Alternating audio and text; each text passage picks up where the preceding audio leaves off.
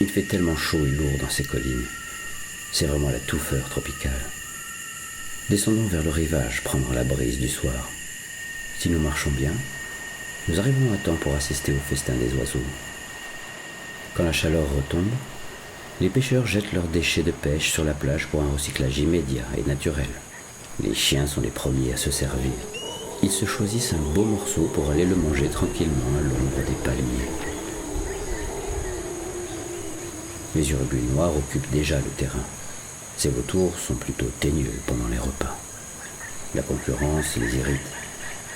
Le pélican brun préfère s'éloigner de cette pagaille pour aller pêcher du poisson frais, au lieu de batailler des restes avec ses charognards. Les urubus sont les maîtres du sol. Pourtant, ils semblent inquiets. Un danger vient des airs.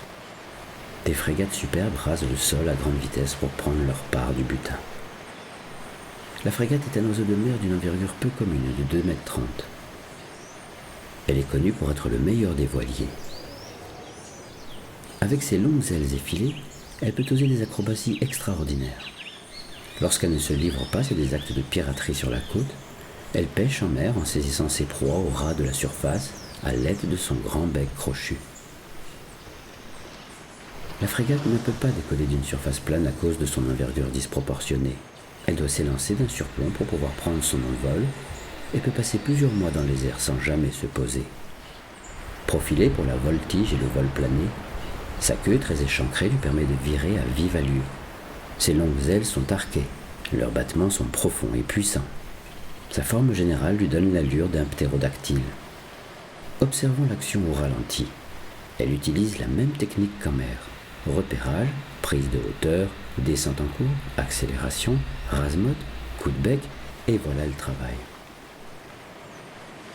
En vitesse réelle, c'est toujours impressionnant. Elles passent les unes après les autres comme une escadrille qui tente de maintenir la pression aérienne sur les vautours. Elles sont capables de reprendre de la hauteur juste avant la collision, mais ce sont les vautours qui cèdent la place. N'oublions pas la sterne royale. Cousine de la mouette, mais en plus affûtée, elle porte une petite crête noire et son gros bec orange ressemble à une carotte.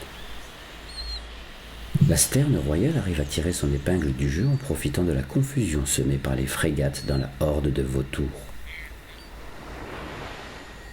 Le service n'est pas terminé. Les bernards l'ermite prennent le relais et des oiseaux pour nettoyer ce qu'il reste de chair sur cette carcasse. La marée se chargera d'emporter les vestiges de ce festin. C'est comme ça depuis fort longtemps, et c'est très bien ainsi.